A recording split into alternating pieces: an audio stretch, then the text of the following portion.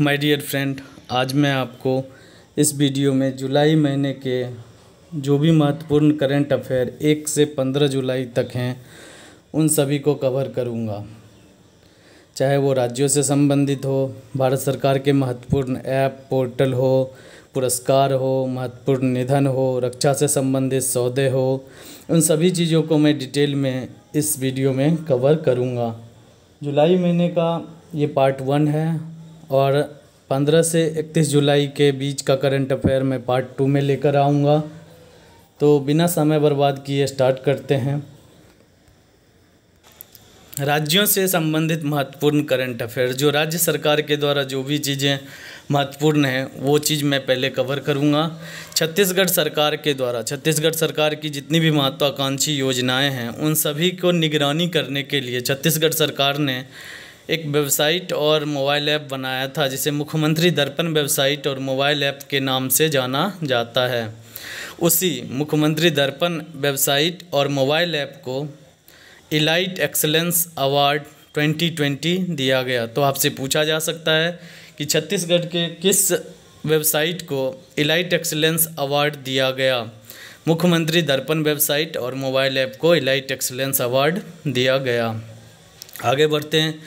मध्य प्रदेश सरकार ने रोको टोको नामक एक विशेष अभियान चालू किया है। इसमें जो भी व्यक्ति मास्क नहीं पहन रहे हैं उनको जागरूक करने के लिए ये अभियान चालू किया गया। मध्य प्रदेश के मुख्यमंत्री शिवराज सिंह चौहान हैं और मध्य प्रदेश के राज्यपाल आनंदीबेन पटेल हैं। आगे बढ़ते हैं। छत्तीसगढ़ सरकार के द्वारा कोविड-19 महामारी के बीच में भारत का पहला ई लोक अदालत चालू किया गया। लोक अदालत आप जानते हैं, जो पब्लिकली जो अदालत बनाया जाता है, लोगों की जो भी ग्रीवेंस होती है, जो भी शिकायत होती है, उसके त्वरित समाधान के लिए जो पब्लिकली अदालत बनाया जाता है उसे हम ई लोक अदालत कहते हैं। और छत्तीसगढ़ पहला राज्य है जिसने ई लोक अदालत की स्थापना किया है।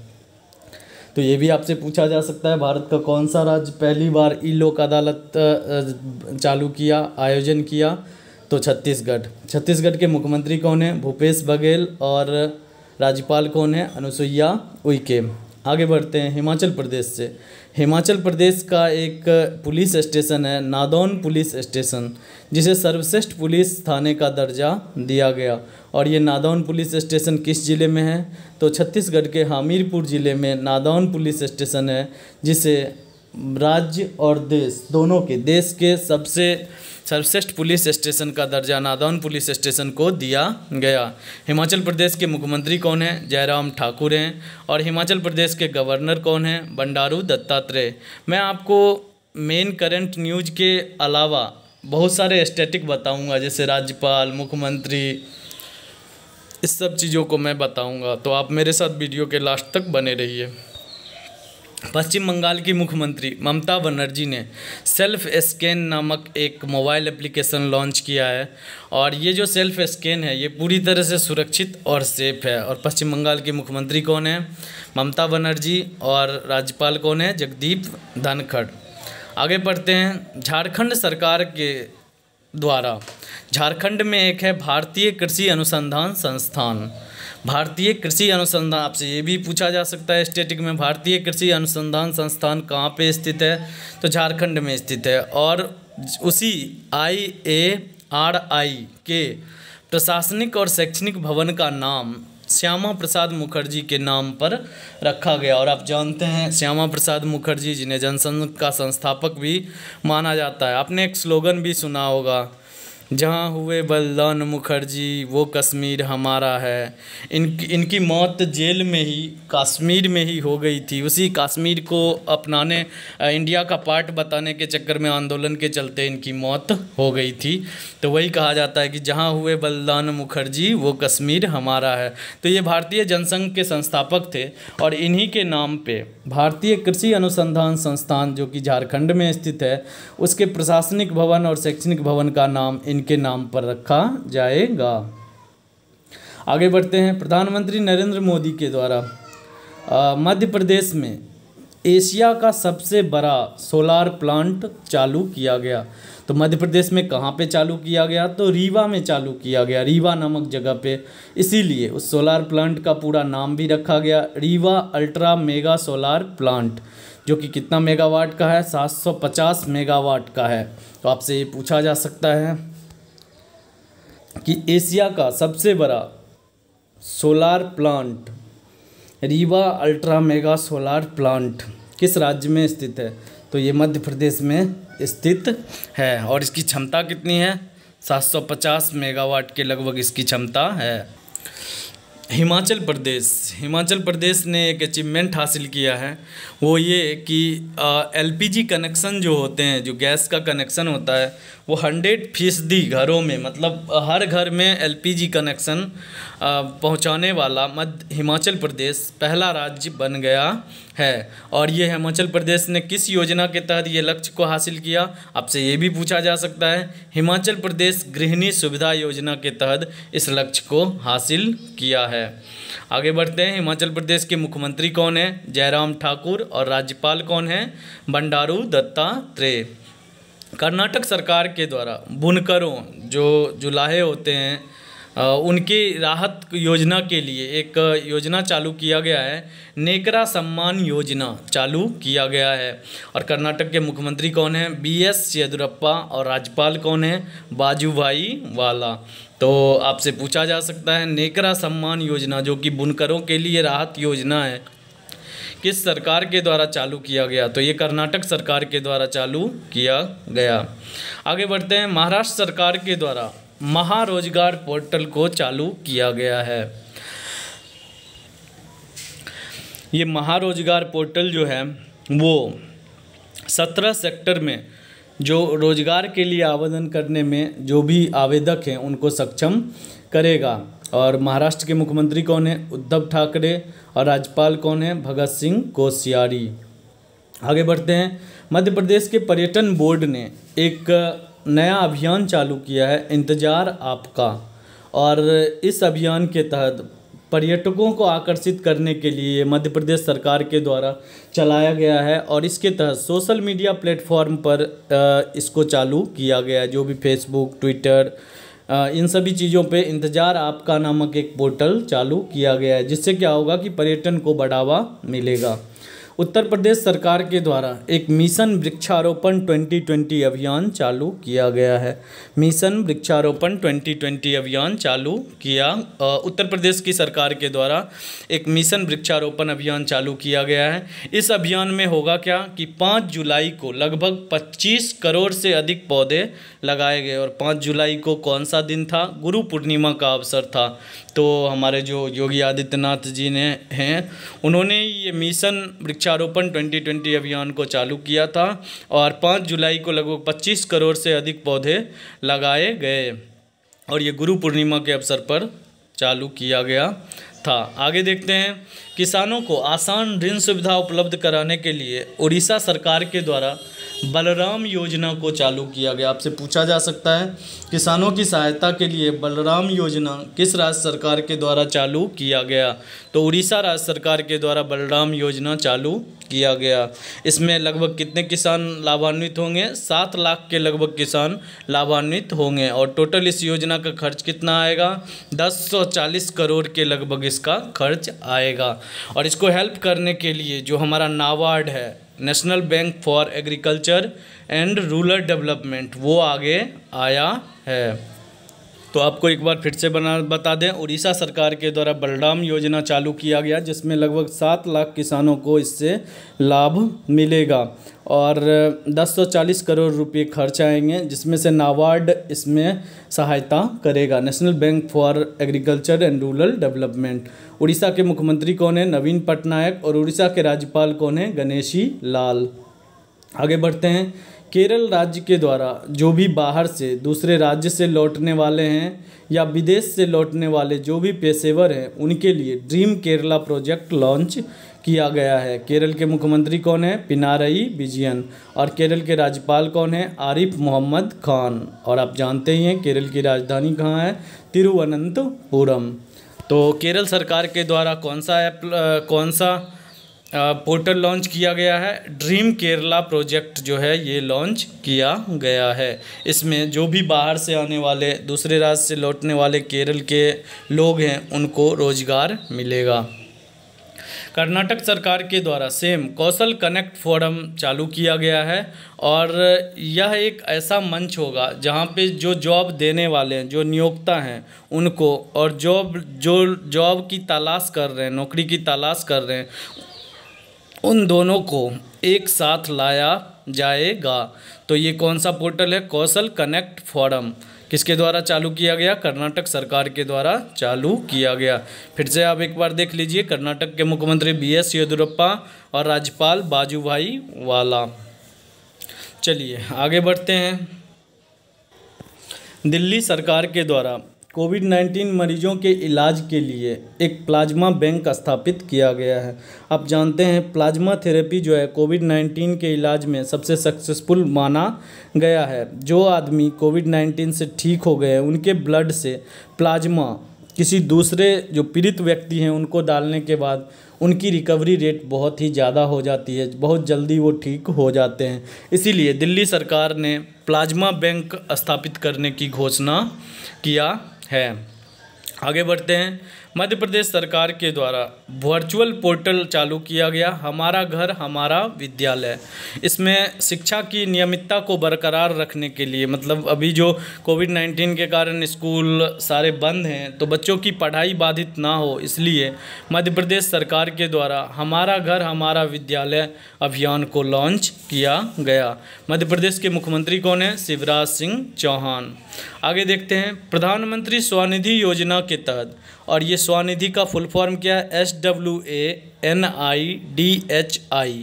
S से हो जाएगा स्ट्रीट, V से वेंडर्स, स्ट्रीट वेंडर्स, A से आत्मसम्मान और निधि से निधि, मतलब रुपया जो होता है। तो स्ट्रीट वेंडर्स आत्मसम्मान निधि योजना, स्वनिधि योजना, ये प्रधानमंत्री के द्वारा कोविड-19 के मद्देनज़र चालू किया गया था। इसमें मध्य प्रदेश जो है वो अन्य राज्यों की तुलना में शीर्ष स्थान पे रहा है। इसके तहत सहायता पहुंचाने वाला मध्य प्रदेश दूसरे राज्यों की तुलना में शीर्ष स्थान पर रहा है। और इसमें होता क्या है, जरा प्रधानमंत्री स्वनिधि योजना के बारे में जानते हैं।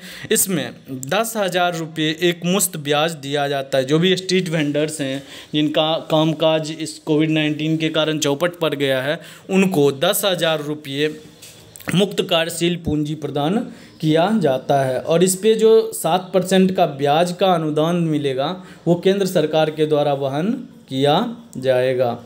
और मध्य प्रदेश के मुख्यमंत्री कौन है? शिवराज सिंह चौहान, राज्यपाल आनंदीबेन पटेल। आगे हम कुछ प्रमुख पुस्तक और उनके लेखक के बारे में जानते हैं। स्टीफन किंग, इन्होंने एक बुक लिखा था इफ इट ब्लीड्स।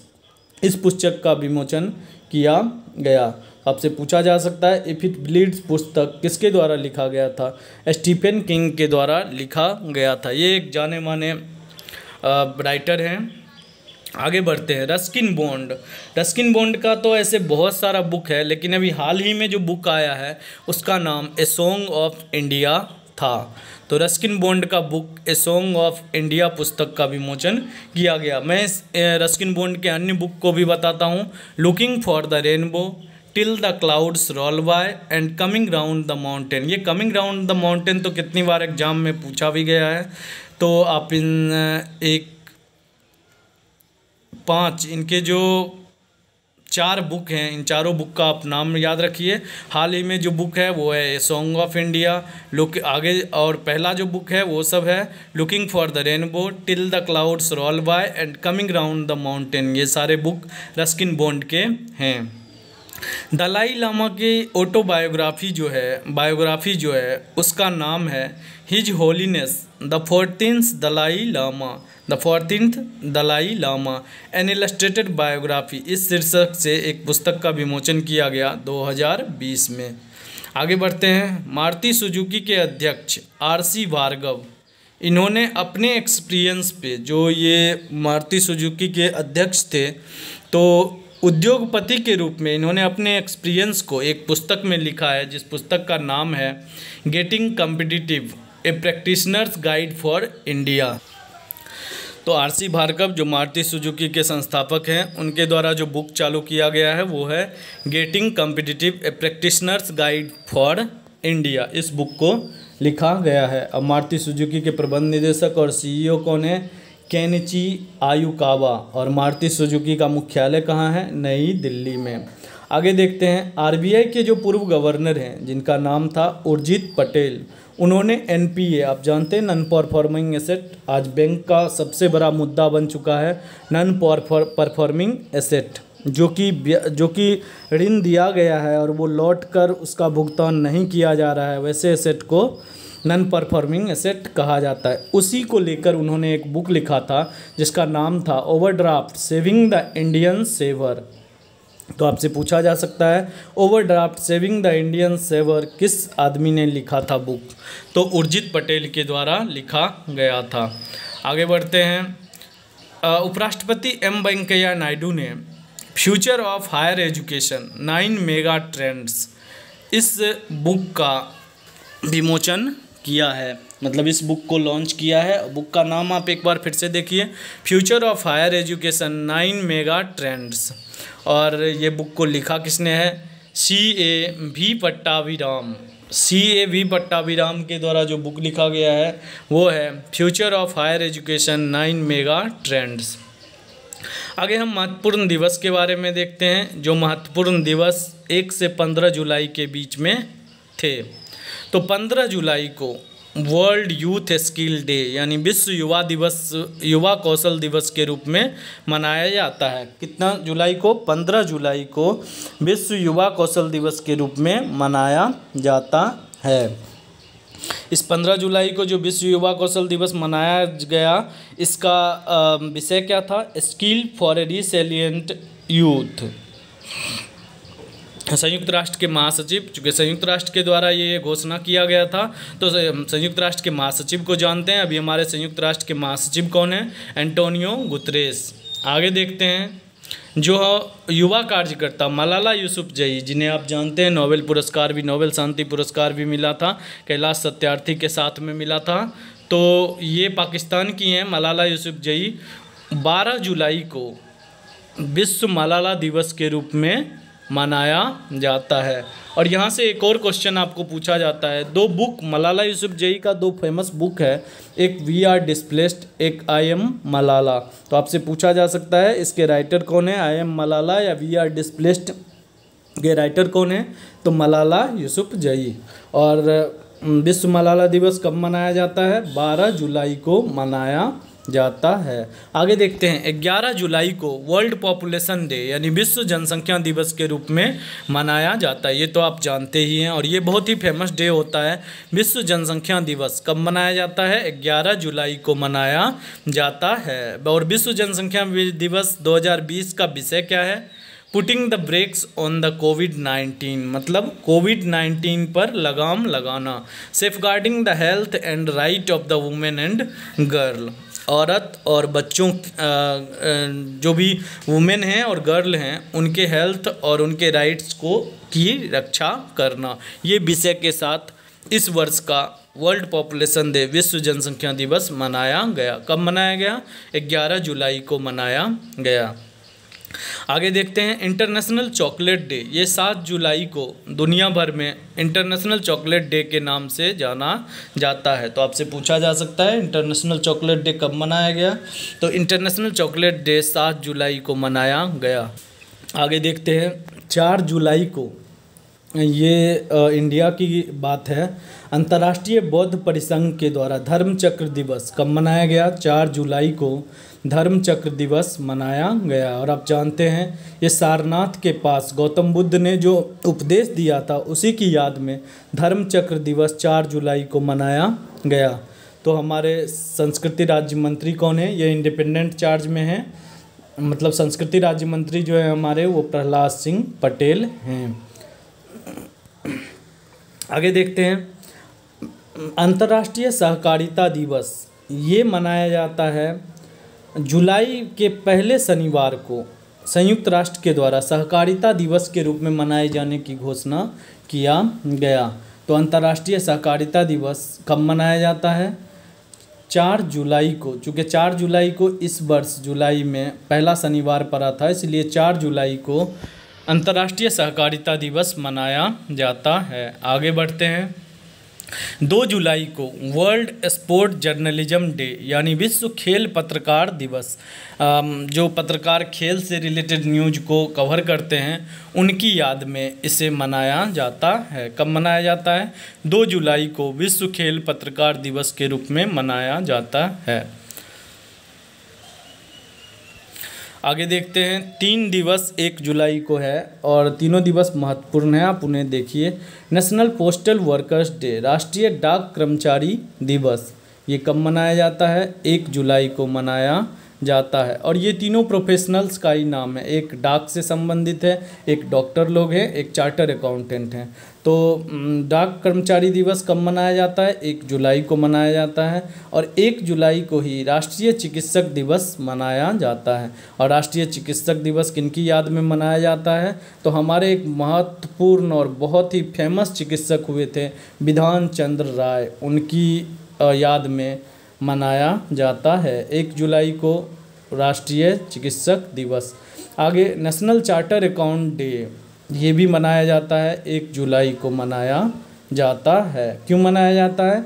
क्योंकि इंस्टीट्यूट ऑफ ड चार्टर अकाउंटेंट ऑफ इंडिया की स्थापना 1 जुलाई 1949 ईस्वी को हुआ था, इसीलिए नेशनल चार्टर्ड अकाउंट डे भी मनाया जाता है। तो 1 जुलाई को कौन कौन से 3 महत्वपूर्ण दिवस हैं, मैं एक बार फिर से कवर करता हूँ। पहला जो है वो नेशनल पोस्टल वर्कर्स डे, दूसरा जो है वो है राष्ट्रीय चिकित्सक दिवस नेशनल डॉक्टर्स डे, और तीसरा जो है नेशनल चार्टर्ड अकाउंट डे। ये तीनों 1 जुलाई को मनाए जाते हैं। अब हम रक्षा और तकनीकी से संबंधित कुछ महत्वपूर्ण करंट अफेयर को देखते हैं। तो ये एक सैटेलाइट लॉन्च सेंटर है, जैसे अपना श्रीहरिकोटा में है सतीश धवन, उसी तरह चीन का एक सैटेलाइट लॉन्च सेंटर है सीचांग। ये सैटेलाइट लॉन्च सेंटर है, उससे लॉन्ग मार्च 3V कैरियर रॉकेट के जरिए एक दूर संचार उपग्रह जिसका नाम है एपस्टार 60, क्या नाम है? एपस्टार 60 दूर संचार उपग्रह को सफलतापूर्वक लॉन्च किया गया। तो आपसे पूछा जा सकता है एपस्टार 60 हाल ही में चाइना ने किस दूर संचार उपग्रह का सफलतापूर्वक प्रक्षेपण किया था? तो वो कौन सा है? एपस्टार 6D। आगे देखते हैं। गुरुग्राम में CRPF परिसर में पीपल पेड़ का रोपण किया गया, और ये राष्ट्रव्यापी वृक्षारोपण अभियान, ये CRPF केंद्रीय रिजर्व पुलिस फोर्स के द्वारा राष्ट्रव्यापी वृक्षारोपण अभियान चलाया गया, जिसमें गुरुग्राम में अमित शाह ने पीपल के पेड़ को लगा के इसका शुभारंभ किया था। तो आपसे ये पूछा जा सकता है किस पुलिस फोर्स के द्वारा राष्ट्रव्यापी वृक्षारोपण अभियान चालू किया गया? तो CRPF के द्वारा राष्ट्रव्यापी वृक्षारोपण अभियान चालू किया गया। आगे देखते हैं।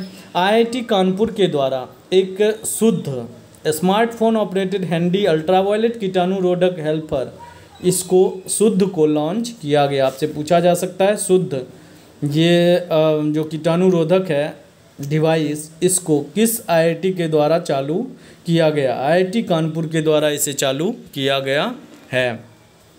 आगे देखते हैं।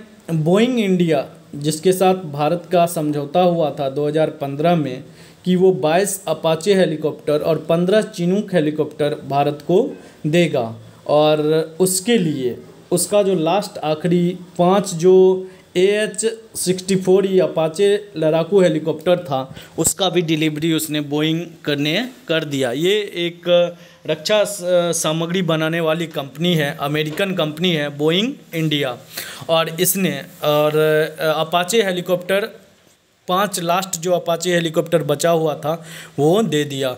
और कितना पे समझौता हुआ था? 22 अपाचे हेलीकॉप्टर देने का और 15 चिनूक हेलीकॉप्टर देने का समझौता 2015 में हुआ था। कभी कभी आपसे ये भी पूछा जाता है कि बोइंग जो है उसका मुख्यालय कहाँ है?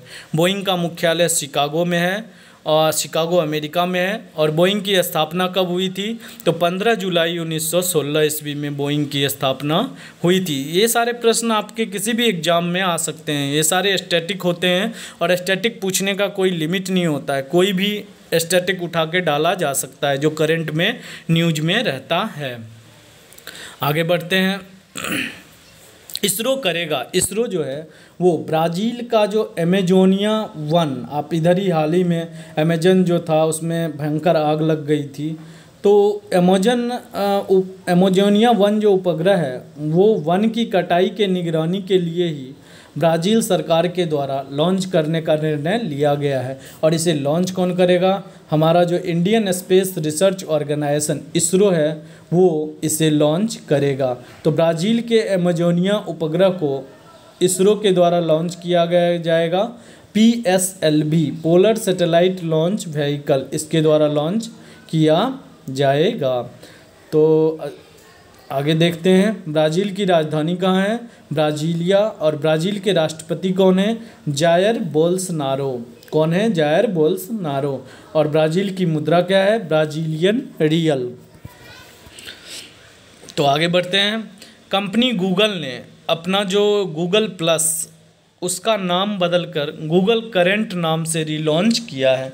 गूगल का एक पोर्टल था जिसका नाम था गूगल प्लस, उसको इसने गूगल करेंट के नाम से फिर से रीलॉन्च किया है। और गूगल के CEO कौन है? सुंदर पिचाई। और मुख्यालय कहाँ है? California America. गूगल का मुख्यालय कहाँ है? कैलिफोर्निया अमेरिका में। और गूगल के CEO कौन है? सुंदर पिचाई। आगे बढ़ते हैं। माई लैब डिस्कवरी सॉल्यूशन ने कॉम्पैक्ट एक्सेल नामक एक सिस्टम लॉन्च किया है। और ये जो कॉम्पैक्ट एक्सेल ये महत्वपूर्ण है आपके लिए, क्योंकि ये जो कॉम्पैक्ट एक्सेल नामक सिस्टम है ये कोविड-19 का जो टेस्ट होता है RT-PCR टेस्ट, इसी के द्वारा पता चलता है कि लोगों को किस लोग को कोविड-19 है या नहीं है। तो RT-PCR आपसे ये स्टैटिक क्वेश्चन भी बन सकता है कि कोविड-19 के परीक्षण के लिए कौन सा टेस्ट किया जाता है? तो RT-PCR टेस्ट किया जाता है, जो कि कॉम्पैक्ट एक्सेल जो है ये टेस्ट करने में सक्षम है। और इसे बनाया किसके द्वारा गया है? माई लैब डिस्कवरी सॉल्यूशन के द्वारा बनाया गया है।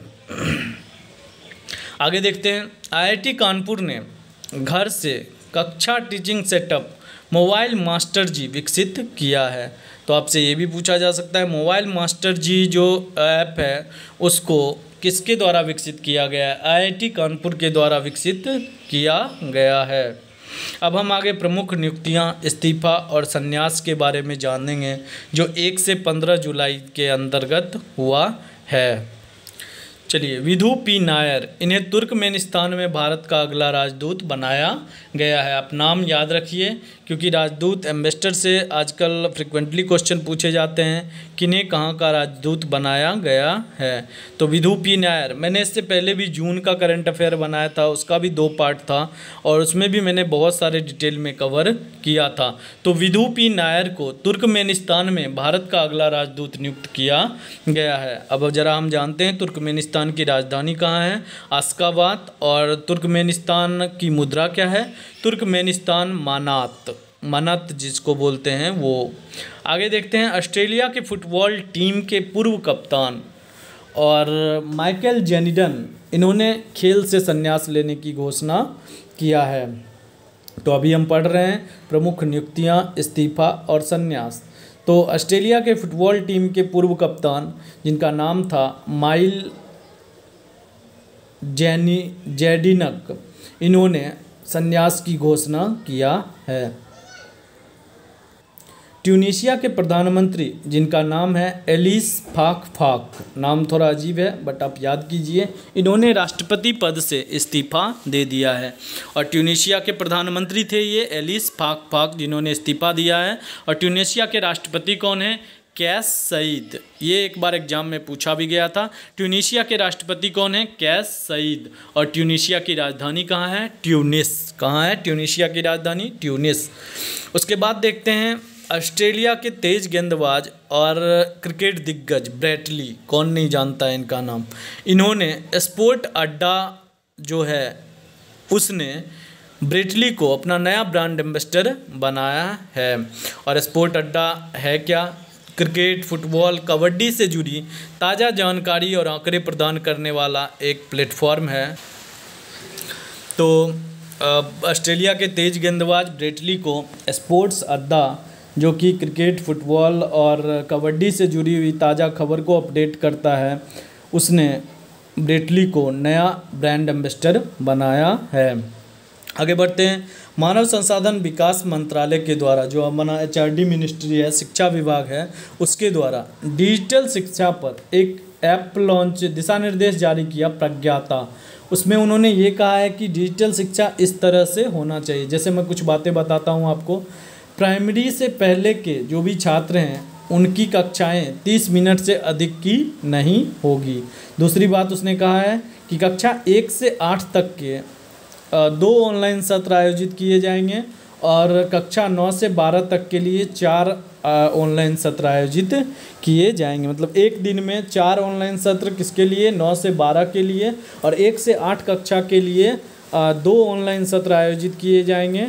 और वहीं पे कहा गया है कि प्राइमरी से पहले के जो भी छात्र होंगे, उनका क्लास 30 मिनट से अधिक का नहीं होगा। ऐसा किसके द्वारा दिशा निर्देश जारी किया गया है? HRD मंत्रालय, हमारे शिक्षा विभाग के द्वारा ये दिशा निर्देश जारी किया गया है। और इस दिशा निर्देश का नाम उन्होंने क्या दिया था?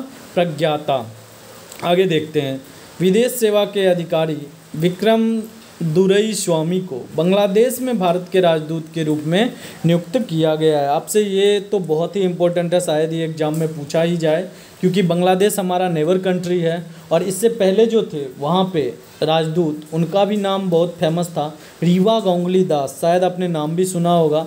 ये विक्रम दुरईस्वामी रीवा गांगुली दास के जगह पे बांग्लादेश के अगले राजदूत बनेंगे। आगे बढ़ते हैं। हेमंत हरिश्चंद्र कोटालवार, इन्हें चेक गणराज्य में भारत के अगले राजदूत के रूप में नियुक्त किया गया। जरा आप नाम बड़ा सा है, आप याद रखिएगा। हेमंत हरिश्चंद्र कोटालवार को चेक गणराज्य में भारत के अगले राजदूत के रूप में नियुक्त किया गया है। वहीं पे रुद्रेंद्र टंडन को अफगानिस्तान में भारत के अगले राजदूत के रूप में नियुक्त किया गया है। अब जरा हम अफगान की मुद्रा जानते हैं। अफगानी आप याद रख सकते हैं। अफगानिस्तान की मुद्रा अफगानी, और अफगानिस्तान की राजधानी काबुल है। अफगानिस्तान के राष्ट्रपति कौन है? अशरफ गनी। और अफगानिस्तान से भारत का रिश्ता हमेशा अच्छा ही रहा है। आगे देखते हैं। BCCI के द्वारा, भारतीय क्रिकेट कंट्रोल बोर्ड के द्वारा हेमांग अमीन, इनको CEO के रूप में नियुक्त किया गया है। अभी हमारे CEO कौन है? राहुल जौहरी। उनके जगह पे अब कौन बनेंगे? हेमांग अमीन। तो आप ये नाम याद कर लीजिए। BCCI के अगले CEO कौन होंगे? जो कि राहुल जौहरी के जगह पे बनेंगे, हेमांग अमीन को बनाया जाएगा। आगे देखते हैं। पोलैंड के राष्ट्रपति, जिनका नाम है ऑद्रेज डूडा, कौन है? ऑद्रेज डूडा। ये पोलैंड के राष्ट्रपति के रूप में चुना गया है। और इसकी राजधानी और मुद्रा बहुत ही इम्पोर्टेंट है। पोलैंड की राजधानी वर्सा है और मुद्रा जो है वो पोलिश जॉल्टी है। आगे देखते हैं। ली सियन लूंग, अब ये नाम से ही लग रहा है कि चाइना या सिंगापुर का होगा। तो ये जो है सिंगापुर के प्रधानमंत्री के रूप में बने हैं, ली सियन लूंग। इन्हें कहाँ के प्रधानमंत्री के रूप में चुना गया है? सिंगापुर के प्रधानमंत्री के रूप में चुना गया है। मणिपुर के ज्ञानेंद्रो निगोम बाम, नाम याद रखिएगा, निगोम बाम, नाम थोड़ा अजीब टाइप का है। ये मणिपुर के हैं। इनको हॉकी इंडिया का नया कार्यवाहक अध्यक्ष नियुक्त किया गया है। अभी जो हमारे वर्तमान अध्यक्ष हैं मोहम्मद मुश्ताक अहमद का स्थान ये लेंगे और इन्हें कार्यवाहक अध्यक्ष के रूप में नियुक्त किया गया है। ज्ञानेंद्रो निगोम बाम को हॉकी इंडिया के नए कार्यवाहक निदेशक के रूप में नियुक्त किया गया है। आगे देखते हैं। मिस्र की 31 वर्षीय स्क्वैश खिलाड़ी जिनका नाम है रानेम एल वेल्ली, क्या नाम है? रानेम एल वेल्ली। इन्होंने स्क्वैश खिलाड़ी हैं इसलिए इम्पोर्टेंट है। तो रानेम एल वेल्ली मिस्र की हैं जिन्होंने संन्यास की घोषणा किया है। आगे देखते हैं। यूके इंडिया बिजनेस काउंसिल ने जयंत कृष्णा को चीफ एग्जीक्यूटिव ऑफिसर के रूप में नियुक्त किया है। UK India business council, United kingdom और इंडिया के बीच में बिजनेस को देखने के लिए ये था। यूके इंडिया बिजनेस काउंसिल, उन्होंने जयंत कृष्णा को चीफ एग्जीक्यूटिव ऑफिसर सीईओ के रूप में नियुक्त किया गया है। आगे देखते हैं इजेंती श्रीनिवास, आपने इनका नाम सुना होगा। International finance service centre authority IFSCA के पहले चेयरमैन के रूप में नियुक्त किया गया है। वित्तीय सेवा केंद्र प्राधिकरण, इसके पहले चेयरमैन के रूप में, चूँकि पहले चेयरमैन है इसलिए ये इम्पोर्टेंट होगा, इजेंती श्रीनिवास को नियुक्त किया गया है। जीन कैस्टेक्स, इन्हें फ्रांस के नए प्रधानमंत्री के रूप में नियुक्त किया गया है और फ्रांस के राष्ट्रपति का नाम आप जानते ही हैं, इमैनुअल मैक्रों। ये जो है फ्रांस के राष्ट्रपति हैं और फ्रांस के नए प्रधानमंत्री कौन बनेंगे? Gene Castex. आगे देखते हैं रूस के राष्ट्रपति व्लादिमीर पुतिन, इन्होंने चुनाव जीता और लगभग अगले दशक के मध्य तक, मतलब 2036 तक सत्ता में बने रहने के लिए तैयार हैं। अब ये कब तक रहेंगे राष्ट्रपति के रूप में? रूस के राष्ट्रपति के रूप में व्लादिमीर पुतिन 2036 तक सत्ता में रहेंगे। ये लिन डैन, ये बैडमिंटन खिलाड़ी हैं, इन्होंने सेवानिवृत्ति की घोषणा किया है। तो आपसे ये भी पूछा जाता है कि कौन सेवानिवृत्ति कहाँ से ले रहे हैं, इसके बारे में। भारतीय राष्ट्रीय राजमार्ग प्राधिकरण के अध्यक्ष के रूप में सुखवीर सिंह संधू को 6 महीने की अवधि के लिए कार्यकाल बढ़ा दिया गया है। NHAI, national highway authority of India, इसके जो अभी वर्तमान में अध्यक्ष हैं सुखवीर सिंह संधू, उनके कार्यकाल को कितने महीने के लिए बढ़ा दिया गया है? 6 महीने के लिए बढ़ा दिया गया है। आगे देखते हैं, पाकिस्तानी सेना के मेजर जनरल निगार जौहर को पहली महिला लेफ्टिनेंट जनरल नियुक्त करने का ऐलान किया गया है। तो ये कौन है? पाकिस्तान सेना के पहली महिला लेफ्टिनेंट जनरल हैं, इसीलिए ये इम्पोर्टेंट होगा। तो नाम क्या है? निगार जौहर। इनको पहली महिला लेफ्टिनेंट जनरल के रूप में नियुक्त करने का ऐलान किया गया है। पाकिस्तान के प्रधानमंत्री कौन है? इमरान खान। और पाकिस्तान के राष्ट्रपति कौन है? आरिफ अलवी। अक्सर लोग पाकिस्तान के राष्ट्रपति का नाम याद नहीं रखते हैं और स्टैटिक में ये क्वेश्चन आपसे पूछा जा सकता है। तो पाकिस्तान के प्रधानमंत्री इमरान खान, पाकिस्तान के राष्ट्रपति आरिफ अलवी और पाकिस्तान की राजधानी इस्लामाबाद है। आगे देखते हैं, रविंद्र भास्कर को केंद्रीय फिल्म प्रमाणन board CBFC, central board of the film certification, इसके CEO के रूप में नियुक्त किया गया है। किन्हें? रविंद्र भास्कर को CBFC, केंद्रीय फिल्म प्रमाणन बोर्ड के चीफ एग्जीक्यूटिव ऑफिसर के रूप में नियुक्त किया गया है। और ये किसका जगह लेंगे? अनुराग श्रीवास्तव इसका जगह लेंगे। CEO के रूप में नियुक्त किया गया है CBFC के, और ये किसका जगह लेंगे? अनुराग श्रीवास्तव का जगह लेंगे। केंद्रीय फिल्म प्रमाणन बोर्ड का मुख्यालय कहाँ है? मुंबई में है। और इस बोर्ड के अध्यक्ष कौन है? जैसा कि आप जानते हैं, प्रसून जोशी। तो आपके लिए ये इम्पोर्टेंट बनेगा क्वेश्चन, क्योंकि अभी हाल ही में ये तबादला किया गया है। तो श्रीकांत माधव वैद्य ने इंडियन ऑयल कॉरपोरेशन के नए अध्यक्ष के रूप में कार्यभार संभाला है। आप जानते हैं इंडियन ऑयल, IOC, HPCL, ये सारा हमारी सरकारी कंपनियां हैं, महारत्न नवरत्न कंपनियां हैं। तो इनके अध्यक्ष के रूप में श्रीकांत माधव वैद्य ने कार्यकाल संभाला है। अब जरा हम IOCL के बारे में जानते हैं। IOCL का जो मुख्यालय है वो नई दिल्ली में है और इंडियन ऑयल कॉरपोरेशन की जो स्थापना हुई थी वो 1959 में हुआ था। आगे देखते हैं, प्रोफेसर संजय द्विवेदी को भारतीय जनसंचार संस्थान, Indian institute of the mass communication, भारतीय जनसंचार संस्थान का महानिदेशक के रूप में नियुक्त किया गया है। किन्हें? संजय द्विवेदी को नियुक्त किया गया है। आगे आप जानते हैं हमारे जो अटॉर्नी जनरल हैं उनका नाम है के वेणुगोपाल। इनके कार्यकाल को भी 1 साल के लिए बढ़ा दिया गया है।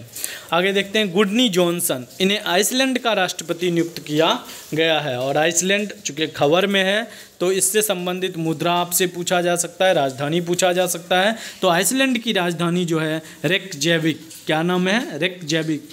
थोड़ा नाम जो अजीब रहता है ना, वो अक्सर पूछा जाता है। तो आइसलैंड के जो राजधानी है वो रेकजेविक है और आइसलैंड की मुद्रा जो है आइसलैंडियन क्रोना है। अब थोड़ा खेलों से संबंधित जो महत्वपूर्ण करंट अफेयर हैं उनके बारे में हम जानते हैं।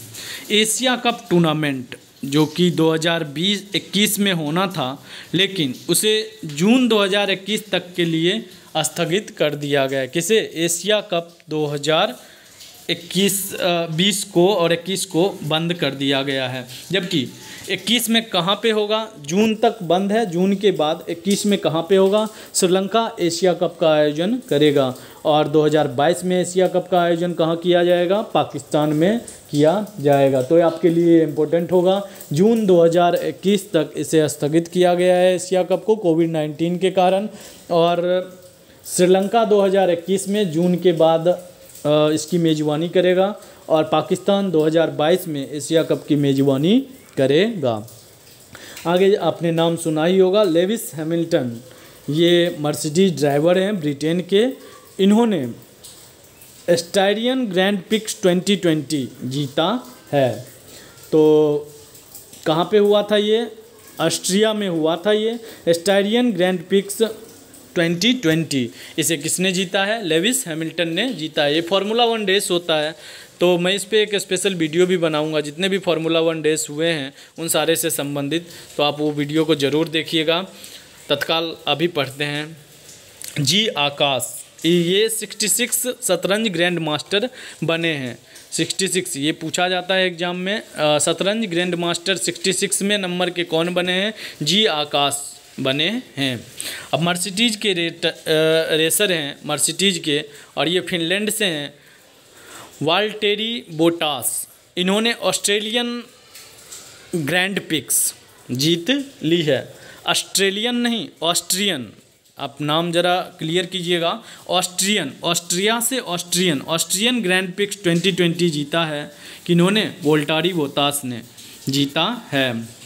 आगे देखते हैं। रविंद्र जडेजा को विजडन एक पत्रिका है, क्रिकेट का एल्मनैक है ये पत्रिका है, इसके द्वारा मोस्ट वैल्यूएबल प्लेयर के रूप में चुना गया है। किसका? 21वीं सदी का मोस्ट वैल्यूएबल प्लेयर, जो कि विजडन एक बहुत ही महत्वपूर्ण पत्रिका है क्रिकेट के लिए, उसके द्वारा किसे चुना गया है? भारतीय ऑलराउंडर रविंद्र जडेजा को चुना गया है। आगे बढ़ते हैं। बैंक और वित्त से संबंधित जो महत्वपूर्ण प्रश्न हैं हम उन्हें देखते हैं। तो इसमें नाबार्ड ने डिजिटल चौपाल को चालू किया है। और डिजिटल चौपाल है क्या?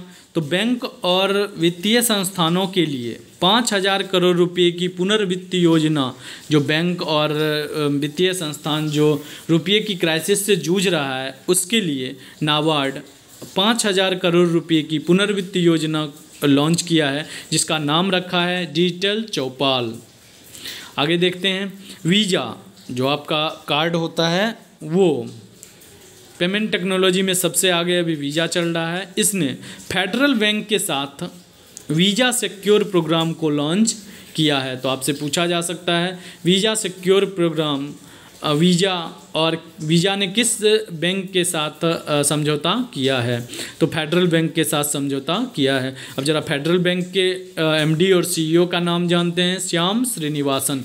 बैंकिंग में ये पूछा ही जाता है, एमडी, सीईओ, टैगलाइन, ये सारे चीज़ पूछे जाते हैं। तो मैंने जो भी इम्पोर्टेंट है उसको इसमें स्टैटिक के रूप में कवर किया है। आगे देखते हैं। क्वालकॉम वेंचर्स ने जियो प्लेटफॉर्म, जियो जो फ़ोन होता है उसमें 0.15% हिस्सेदारी का अधिग्रहण किया है। मतलब उसको अपने अंदर लिया है। कितने प्रतिशत? 0.15 हिस्सेदारी को अपने अंदर लिया है। और क्वालकॉम के कार्यकारी अधिकारी कौन हैं? स्टीव मालेनकोफ। आगे बढ़ते हैं। गूगल के सीईओ, नाम तो आप जानते ही हैं, सुंदर पिचाई। इन्होंने Google for India digitalisation fund के लिए $10 बिलियन की राशि देने की घोषणा किया है। Google for India digitalisation fund, जो गूगल की एक महत्वपूर्ण इंडिया के लिए योजना है, इसके लिए $10 बिलियन की राशि देने की घोषणा किया गया है। कोरोना कवच, ये IRDAI insurance regulatory development authority के द्वारा शुरू करने की बात कही गई है। और इस पॉलिसी में 50,000 रुपये से लेकर, क्या होगा ये कोरोना कवच जो पॉलिसी है, IRDAI जो है वो इंश्योरेंस के लिए एक रेगुलेटरी बॉडी है और वो निर्धारित करता है कि कोई भी पॉलिसी किस तरह से होगी। तो क्या कहता है कोरोना कवच के बारे में, बोलता है कि 50,000 से लेकर 5 लाख तक का कवर इस पॉलिसी के अंतर्गत किया जाएगा और इसमें लाभार्थी कितना से कितना एज के होंगे, 18 से 65 वर्ष के बीच के व्यक्ति इसका लाभ उठा सकेंगे। वहीं पे जानते हैं IRDAI भारतीय बीमा विनियामक और विकास प्राधिकरण के अध्यक्ष कौन हैं, सुभाष सी खुंटिया। आप इनका नाम जानते ही होंगे, सुभाष सी खुंटिया। आगे देखते हैं, फ्लिपकार्ट ने कर्नाटक सरकार के डिपार्टमेंट जो है MSME डिपार्टमेंट और खनन विभाग के साथ समझौता किया है। क्यों समझौता किया है, इसीलिए कि MSME सेक्टर जो लॉस में जा रहा है, जो भी स्मॉल मीडियम इंटरप्राइजेज हैं उसको, उसके प्रोडक्ट को फ्लिपकार्ट अपने ऊपर बेचेगा। इसके लिए कर्नाटक सरकार के साथ समझौता किया है। फ्लिपकार्ट के मुख्य कार्यकारी अधिकारी कौन है, कल्याण कृष्ण मूर्ति। आपको ये नाम जानना इम्पोर्टेंट है क्योंकि आप हमेशा सौदा ऑनलाइन शॉपिंग करते हैं किससे, फ्लिपकार्ट से। तो फ्लिपकार्ट के मुख्य कार्यकारी अधिकारी CEO कौन है, कल्याण कृष्ण मूर्ति। और मुख्य परिचालन अधिकारी कौन है, COO कौन है, श्री राम वेंकट रमन। और फ्लिपकार्ट का मुख्यालय कहाँ पे है, बेंगलुरु में है। और कर्नाटक के मुख्यमंत्री हैं जैसा कि आप जानते हैं BS येदियुरप्पा और कर्नाटक के राज्यपाल बाजूभाई दारुभाई वाला, इसे ही बाजूभाई R वाला कहा जाता है। आगे देखते हैं, कर्नाटक की राजधानी बेंगलुरु। IRDAI ने एक और भारतीय महामारी जोखिम पूल बनाने के बारे में शोध और सिफारिश करने के लिए एक कार्य समूह का गठन किया है। क्या नाम रखा गया है, भारतीय महामारी जोखिम पूल। इसके लिए IRDAI insurance regulatory development authority, पहले इतना तक ही होता था लेकिन आई वर्ड को बाद में जोड़ा गया है, मतलब insurance regulatory development authority of India पूरा इसका फुल फॉर्म होता है।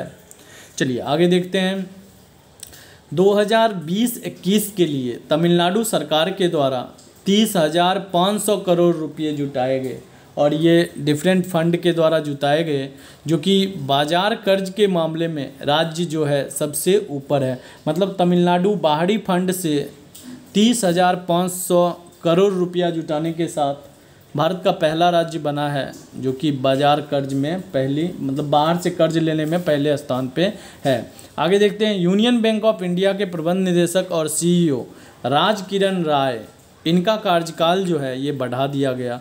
और आप जानते हैं यूनियन बैंक ऑफ इंडिया का विलय होने वाला था किसमें किसमें, आंध्रा बैंक और कॉरपोरेशन बैंक के साथ विलय होने वाला था। इसीलिए इस विलय के मद्देनज़र में उनके कार्यकाल को 2 साल के लिए बढ़ा दिया गया। एक बार आप फिर से नाम याद कर लीजिए, यूनियन बैंक ऑफ इंडिया के प्रबंध निदेशक और CEO राज किरण राय के कार्यकाल को 2 साल के लिए बढ़ा दिया गया। करूर वैश्य बैंक जो कि जीवन बीमा की पेशकश करने के लिए, जीवन 2 तरह की बीमा होती है, एक जनरल इंश्योरेंस होता है, एक लाइफ इंश्योरेंस होता है। तो जीवन बीमा लाइफ इंश्योरेंस की पेशकश करने के लिए बजाज एलियंस लाइफ इंश्योरेंस के साथ एक समझौता पे हस्ताक्षर किया है। तो आपसे पूछा जाएगा करूर वैश्य बैंक ने जीवन बीमा के लिए किस लाइफ इंश्योरेंस कंपनी के साथ समझौता किया है, बजाज एलियंस लाइफ इंश्योरेंस के साथ समझौता किया है। करूर वैश्य बैंक का मुख्यालय कहाँ है, करूर तमिलनाडु। और करूर वैश्य बैंक का टैगलाइन क्या है, स्मार्ट वे टू बैंक। चूँकि ये थोड़ा इम्पोर्टेंट बैंक है इसीलिए आपसे पूछा जा सकता है। तो स्मार्ट वे टू बैंक। और करूर वैश्य बैंक के अध्यक्ष कौन हैं, NS श्रीनाथ। आगे देखते हैं, फिनो पेमेंट बैंक लिमिटेड ने भविष्य बचत खाता सेवा को शुरू किया। ये बच्चों के लिए आप कह सकते हैं 10 से 18 वर्ष के लोगों के लिए है। तो फिनो पेमेंट बैंक लिमिटेड के द्वारा, ये पेमेंट बैंक है एक तरह का, इसके द्वारा भविष्य बचत खाता को जारी किया गया है। और इसमें एक सुविधा दी गई है कि इसमें न्यूनतम राशि रखना अनिवार्य नहीं है। आगे बात करते हैं, ओला ने ओला ने अपने पेमेंट सॉल्यूशन को बढ़ाने के लिए, ओला में जो आप पेमेंट करते हैं अब आप फ़ोन पे से भी पेमेंट कर पाएंगे, तो फ़ोन पे के साथ उसने साझेदारी किया है। फ़ोन पे के सीईओ कौन है? अभी आप जान रहे हैं फ़ोन पे बहुत ही फेमस हो चुका है, ये ऑनलाइन ट्रांजैक्शन भी करता है एक बैंक से दूसरे बैंक में। तो इस तरह से फ़ोन पे के सीईओ कौन है? समीर निगम। और फ़ोन पे का मुख्यालय कहाँ है? बेंगलुरु कर्नाटक में है। अब ओला के बारे में थोड़ा जानते हैं, पूछा जाता है ओला की स्थापना कब हुई, उसके सीईओ कौन है? तो ओला के जो सीईओ हैं वो भावेश अग्रवाल हैं। और ओला का मुख्यालय कहाँ पे है? बेंगलुरु कर्नाटका में है। आगे देखते हैं, करूर वैश्य बैंक ने ही स्वास्थ्य बीमा के लिए star health and allied insurance company के साथ साझेदारी किया है। इससे पहले हमने पढ़ा था करूर वैश्य बैंक ने जीवन बीमा के लिए बजाज एलायंस लाइफ इंश्योरेंस के साथ समझौता किया था, और करूर वैश्य बैंक ने स्वास्थ्य बीमा के लिए star health and allied insurance company के साथ साझेदारी किया है। आगे देखते हैं, यस बैंक के द्वारा इंस्टेंट मनी लोन अप्रूवल के लिए लोन इन सेकंड डिजिटल समाधान लॉन्च किया गया। आपसे पूछा जा सकता है लोन इन सेकंड नामक डिजिटल समाधान किस बैंक के द्वारा लॉन्च किया गया है? तो ये यस बैंक के द्वारा लॉन्च किया गया है। और यस बैंक का मुख्यालय कहाँ है? मुंबई में। और यस बैंक के एमडी और सीईओ कौन है? प्रशांत कुमार। और यस बैंक का टैगलाइन क्या है? Experience our expertise. तो आपको टैगलाइन भी याद रखना पड़ेगा अगर आप बैंकिंग का तैयारी करते हैं तो। भारत सरकार ने गैर बैंकीय वित्तीय कंपनी एनबीएफसी तथा हाउसिंग फाइनेंस कॉरपोरेशन के लिए कितने करोड़ रुपए की घोषणा की है? 30,000 करोड़ रुपए की घोषणा किया है। और ये इसकी सहायता राशि के रूप में, लोन के रूप में उसे दिया जाएगा, क्योंकि ये नन एनबीएफसी जो भी हैं उनकी स्थिति अभी ठीक नहीं चल रही है, या हाउसिंग फाइनेंस कंपनी की वित्तीय स्थिति ठीक नहीं चल रही है। इसीलिए भारत सरकार ने उनमें 30,000 करोड़ रुपये का एक विशेष नकदी प्रवाह योजना को चालू किया है। आगे देखते हैं, विश्व बैंक ने एमएसएमई के लिए $750 मिलियन की इमरजेंसी रिस्पॉन्स कार्यक्रम को लॉन्च किया है। विश्व बैंक देगा $750 मिलियन एमएसएमई के लिए। और विश्व बैंक के अध्यक्ष कौन हैं? David Malpass. एचडीएफसी बैंक ने ई किसान धन ऐप लॉन्च किया है। अब इसमें दो फायदा होगा किसानों को। किसान मोबाइल फ़ोन के जरिए बैंकिंग की सुविधा भी पाएंगे, और कृषि संबंधी जितनी भी सेवाएं हैं, जो भी उनको लोन लेना है या फिर मौसम की क्या जानकारी है, ये सारी जानकारियां एचडीएफसी के जो मोबाइल ऐप है ई किसान धन ऐप, उसके तहत दिया जाएगा। फूड टेक दिग्गज कंपनी स्विगी, इसने आईसीआईसीआई बैंक के साथ अपना नया डिजिटल वॉलेट लॉन्च किया है। किसने? स्विगी ने। और इसीलिए उसका नाम रखा गया है स्विगी मनी। आपसे पूछा जाएगा स्विगी मनी, स्विगी और किस बैंक के द्वारा जारी किया गया एक डिजिटल वॉलेट है? तो आईसीआईसीआई बैंक के द्वारा जारी किया गया एक डिजिटल वॉलेट है। आगे बढ़ते हैं, हॉकिंस कुकर। अब हम प्रमुख निधन के बारे में देखते हैं। इसको आप ज़रा सरसरी निगाह से जल्दी से देख लीजिए, मैं सिर्फ बोलते चलता हूँ। हॉकिंस कुकर के चेयरमैन ब्रह्म वासुदेव का निधन हो गया। फिर सरोज खान, ये जो थी कोरियोग्राफर थी, ये एक कोरियोग्राफर थी और इनका निधन हो गया है। और इनका सही जो नाम था वो निर्मला नागपाल था। मृतिका करा का सिरेमिक आर्टिस्ट ज्योतिष्ना भट्ट का निधन हो गया है।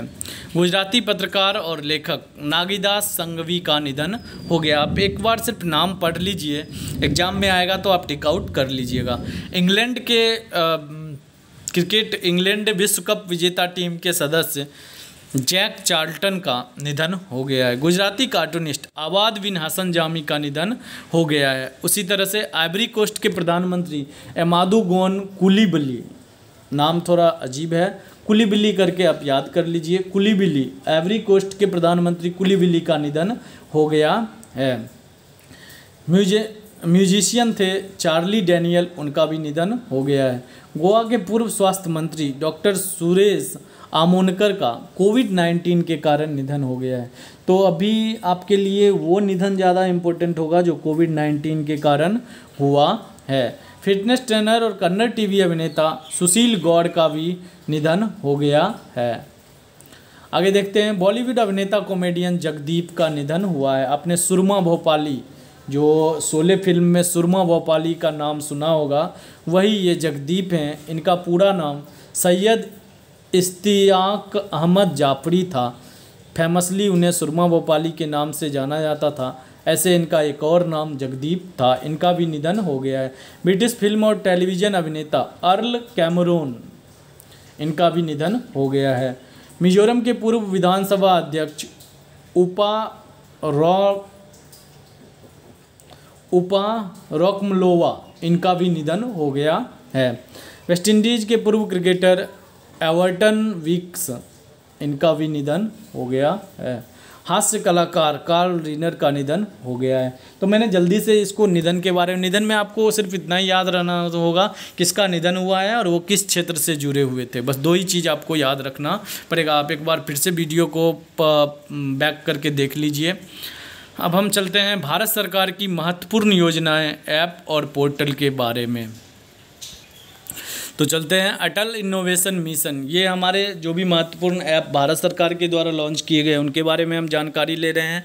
अटल इनोवेशन मिशन AIM जो था, उसके तहत ATL app development module launch किया गया है और इसे जो लॉन्च किया है वो प्लेजमो के सहयोग से लॉन्च किया गया है। आगे देखते हैं, आर्टिफिशियल इंटेलिजेंस आधारित आत्मनिर्भर skilled employ mapping digital platform को शुरू किया गया है। क्या नाम रखा गया है? आत्मनिर्भर skilled employ mapping digital platform को लॉन्च किया गया है। किस मंत्रालय के द्वारा? कौशल विकास और उद्यमिता मंत्रालय के द्वारा इसे लॉन्च किया गया है। आगे देखते हैं, भारतीय रेलवे के द्वारा भारत हैवी इलेक्ट्रॉनिक्स भेल जो है उसके सहयोग से मध्य प्रदेश के बीना में 1.7 मेगावाट का सौर ऊर्जा संयंत्र स्थापित किया गया है। तो आपसे ये पूछा जा सकता है, भारतीय रेलवे के द्वारा 1.7 मेगावाट का सौर ऊर्जा संयंत्र कहाँ पे स्थापित किया गया है? तो मध्य प्रदेश के बीना नामक स्थान पे चालू किया गया है। और इसमें सहयोग कौन देगा? भेल, भारत हैवी इलेक्ट्रॉनिक्स लिमिटेड। आकाश इंडिया रेडियो, ये ऑल इंडिया रेडियो आकाशवाणी जिसे कहा जाता है, इसने संस्कृत साप्ताहिकी नामक एक नया कार्यक्रम प्रसारित करने का शुरुआत किया है। ये संस्कृत को बढ़ावा देने के लिए संस्कृत साप्ताहिकी नामक एक नया कार्यक्रम चालू करेगा ऑल इंडिया रेडियो के द्वारा, जो कि DD नेशनल वगैरह पे आपको दिखाया जाएगा। और भारत के राष्ट्रपति वेंकैया नायडू ने social media super application Elyments launch किया है। और जिस तरह से आपका व्हाट्सएप है उसी तरह से इंडियन मेड ये इलाइमेट्स है, इसीलिए आपको ये नाम याद रखना पड़ेगा। किनके द्वारा लॉन्च किया गया है? M वेंकैया नायडू के द्वारा लॉन्च किया गया है।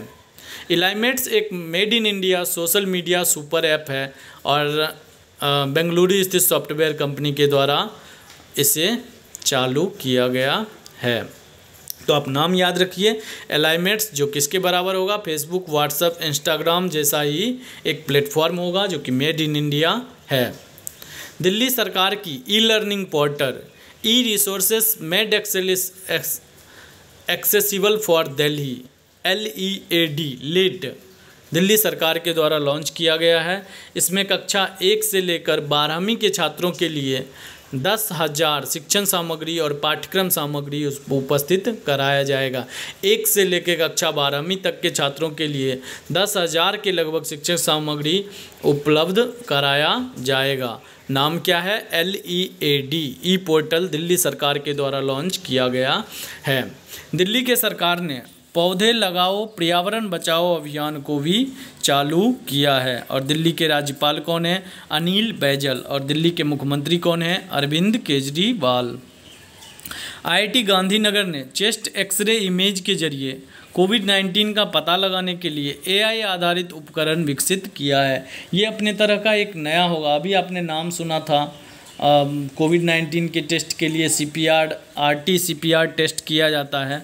और अभी यहाँ पे दिया गया है कि एक्सरे इमेज के जरिए कोविड-19 का पता लगाने के लिए IIT गांधीनगर ने एक AI आधारित आर्टिफिशियल इंटेलिजेंस आधारित उपकरण को विकसित किया गया है।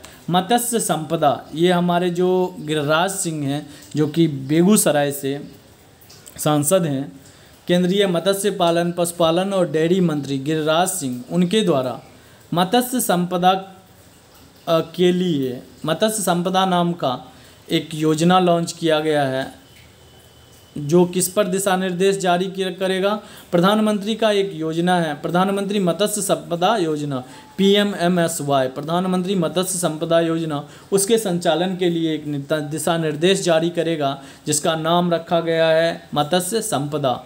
और हम एक बार ये तो जान ही गए कि गिरिराज सिंह जो हैं वो केंद्रीय मत्स्य पालन पशुपालन और डेयरी मंत्री हैं, तो फिर इसके राज्य मंत्री कौन है? संजीव कुमार बालियान। आगे देखते हैं, कंटिन्यूअस गैल्वेनाइज्ड रेबार, इसको धर्मेंद्र प्रधान के द्वारा पंजाब के मंडी में लॉन्च किया गया है। भारत सरकार तमिलनाडु सरकार, ये इम्पोर्टेंट है आपके लिए, भारत सरकार तमिलनाडु सरकार और विश्व बैंक के द्वारा $250 मिलियन की 2 परियोजनाएं विकसित किया गया है तमिलनाडु के विकास के लिए। और तमिलनाडु में 2 जो परियोजनाएं हैं, इसमें से एक परियोजना $200 मिलियन का है, जिसका प्रथम परियोजना जो है तमिलनाडु आवास क्षेत्र सुदृढ़ीकरण कार्यक्रम के नाम से जाना जाता है, तमिलनाडु आवास क्षेत्र सुदृढ़ीकरण कार्यक्रम। और 50 मिलियन जो बचा है उसका जो योजना है वो आवास और पर्यावास विकास परियोजना के नाम से जाना जाता है। एक आवास क्षेत्र सुदृढ़ीकरण योजना, एक आवास एवं पर्यावास विकास योजना, ये तमिलनाडु सरकार, भारत सरकार और विश्व बैंक के द्वारा 250 करोड़ रुपये की राशि के साथ शामिल किया गया है। तमिलनाडु के मुख्यमंत्री कौन है? एडापी के पलानीस्वामी। और इसके राज्यपाल कौन है? बनवारी लाल पुरोहित। और विश्व बैंक के अध्यक्ष जैसा कि आप जानते हैं डेविड मालपास हैं।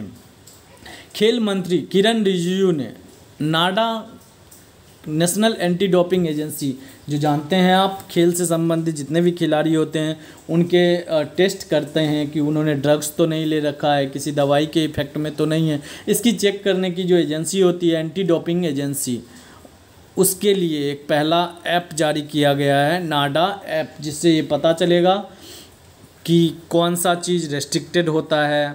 ये सारी चीज़ों की जानकारी देने के लिए है।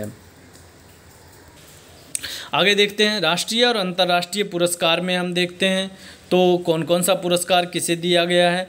Global humanitarian award 2020 top published पुरस्कार से सम्मानित किया गया है किन्हें? सचिन अवस्थी को। और सचिन अवस्थी वैसे व्यक्ति हैं जिन्होंने हरिद्वार से वाराणसी तक 5 दिवसीय वंदे गंगा स्वच्छता जन अभियान यात्रा का आयोजन किया था। तो गंगा के स्वच्छता के लिए इन्होंने हरिद्वार से लेकर वाराणसी तक एक अभियान चालू किया था जिसका नाम था वंदे गंगा स्वच्छता जन अभियान। इसीलिए ग्लोबल ह्यूमैनिटेरियन अवार्ड 2020 के तहत इन्हें टॉप पब्लिसिस्ट के रूप में सचिन अवस्थी को अवार्ड दिया गया। वेद प्रकाश दुदेजा को infra business leader of the year का पुरस्कार से सम्मानित किया गया है। और ये हैं कौन? भारतीय रेल विकास प्राधिकरण, रेल लैंड डेवलपमेंट अथॉरिटी के उपाध्यक्ष हैं वेद प्रकाश दुदेजा। और इन्हें किस पुरस्कार से सम्मानित किया गया है? Infra business leader of the year पुरस्कार से सम्मानित किया गया है। हॉकी के लीजेंड गुरबख्श सिंह और क्रिकेटर पलाश नंदी को मोहन बगान रत्न से सम्मानित किया गया है। तो आप नाम याद रखिएगा इन दोनों का। हॉकी के लीजेंड जो हैं गुरबख्श सिंह और प्रमुख क्रिकेटर जो हैं पलाश नंदी, इनको मोहन बगान रत्न से सम्मानित किया गया है। इसरो के प्रमुख के सिवान को, ये तो और भी इम्पोर्टेंट हो जाएगा, वोन कर्मन पुरस्कार से सम्मानित किया गया है। और वोन कर्मन पुरस्कार जो है ये किसके द्वारा दिया जाता है? International academy of astronautics, international academy of astronautics के द्वारा वोन कर्मन पुरस्कार दिया जाता है। और 2020 का जो वोन कर्मन पुरस्कार दिया जाएगा वो किसे दिया जाएगा? के सिवान को दिया जाएगा, जो कि हमारे इसरो के प्रमुख हैं। तमिलनाडु के मुख्यमंत्री एडापी के पलानीस्वामी को शिकागो के rotary foundation of the rotary international द्वारा पॉल हैरिस फेलो सम्मान से सम्मानित किया जाएगा। तो आपसे पूछा जा सकता है कि पॉल हैरिस फेलो सम्मान इस वर्ष किसे दिया जाएगा। तमिलनाडु के मुख्यमंत्री एडापी के पलानीस्वामी के को दिया जाएगा। और तमिलनाडु के राज्यपाल कौन हैं? बनवारी लाल पुरोहित। आगे देखते हैं, अरुणाचल प्रदेश के फिल्म निर्माता केजंग डी थोंगडोक, उनकी शॉर्ट डॉक्यूमेंट्री जो थी ची लूपो, उसके लिए दादा साहब फाल्के पुरस्कार 2020 दिया जाएगा। और ची का अर्थ होता है शहद और लिपो का अर्थ होता है शिकारी, मतलब शहद शिकारी के रूप में उन्होंने जो शॉर्ट डॉक्यूमेंट्री बनाया था। ये अरुणाचल प्रदेश के फिल्म निर्माता हैं, नाम थोड़ा अजीब है बट याद रखिए आप, केजंग डी थोंगडोक। क्या नाम है? केजंग डी थोंगडोक। इन्होंने ची लूपो मतलब शहद शिकारी एक शॉर्ट डॉक्यूमेंट्री बनाया था, इसके लिए इन्हें दादा साहब फाल्के पुरस्कार 2020 दिया जाएगा। आगे देखते हैं, एनटीपीसी को प्रतिष्ठित CII-ITC सस्टेनेबिलिटी अवार्ड 2019 से पुरस्कृत किया गया है। NTPC national thermal power corporation, इसे सस्टेनेबिलिटी अवार्ड 2019 से पुरस्कृत किया जाएगा। उसके बाद देखते हैं, नई दिल्ली के ब्रिटिश स्कूल की 13 वर्षीय छात्रा जिनका नाम है प्रिया ठकराल, उन्हें रिसाइकलर ऐप के लिए 2020 का डायना पुरस्कार मिला है। ये 2020 का डायना पुरस्कार किसे मिला है? तो 13 वर्ष की एक छात्रा है नई दिल्ली की, जो प्रिया ठकराल हैं, उनको ये पुरस्कार दिया जाएगा। और ये किसके लिए दिया गया है? रिसाइकलर ऐप एक मोबाइल एप्लीकेशन है जो वेस्ट हैंडलर से जोड़ता है। वेस्ट हैंडलर मतलब जो कचरा उठाने वाले लोग होते हैं, कचरा को जो हैंडल करते हैं, उसके रिसाइकलिंग का जो काम करते हैं, उनको नॉर्मल लोगों से जोड़ने के लिए एक ऐप बनाया था, रिसाइकलर ऐप। इसीलिए प्रिया ठकराल को डायना पुरस्कार दिया गया है। आगे देखते हैं, सिद्धार्थ मुखर्जी और प्रोफेसर राज चेट्टी को कोविड-19 महामारी को रोकने के लिए उनके प्रयासों के योगदान के लिए 2020 का ग्रेट इमिग्रेंट से सम्मानित किया जाएगा। सिद्धार्थ मुखर्जी और प्रोफेसर राज चेट्टी को किससे सम्मानित किया जाएगा? 2020 ग्रेट इमिग्रेंट से सम्मानित किया जाएगा। वहीं पे शशांक मनोहर ने आईसीसी के पद से इस्तीफा दे दिया है और अध्यक्ष के पद से, आईसीसी के अध्यक्ष के पद से शशांक मनोहर ने इस्तीफा दे दिया है। और तब तक के लिए उपाध्यक्ष जो है इमरान ख्वाजा अध्यक्ष पद का अतिरिक्त पदभार संभालेंगे। तो अभी जो आईसीसी के अध्यक्ष शशांक मनोहर, उन्होंने इस्तीफा दिया है और आईसीसी के उपाध्यक्ष जो हैं इमरान ख्वाजा, वो अभी क्या करेंगे, कुछ दिनों तक, जब तक अगला बहाली नहीं होता है तब तक वो उनके पद का कार्यभार संभालेंगे। आगे देखते हैं, भारतीय रिजर्व बैंक के पूर्व गवर्नर चक्रवर्ती रंगराजन को आधिकारिक सांख्यिकी में लाइफ टाइम अचीवमेंट के पहले पीसी महालनोबिस पुरस्कार से सम्मानित किया गया है। तो आपसे ये इम्पोर्टेंट बनता है, सांख्यिकी के क्षेत्र में पीसी महालनोबिस पुरस्कार जो है, राष्ट्रीय सांख्यिकी दिवस भी इनके ही याद में मनाया भी जाता है, पीसी महालनोबिस के याद में। और उसी सांख्यिकी के लिए चक्रवर्ती रंगराजन को पहला पीसी महालनोबिस पुरस्कार दिया जाएगा। चलिए आज के लिए इतना ही। अब हम पार्ट 2 के साथ फिर से मिलेंगे अगले वीडियो में। अगर आपको ये वीडियो अच्छा लगा हो तो आप मेरे चैनल को सब्सक्राइब कीजिए, वीडियो को लाइक कीजिए और ज़्यादा से ज़्यादा शेयर कीजिए।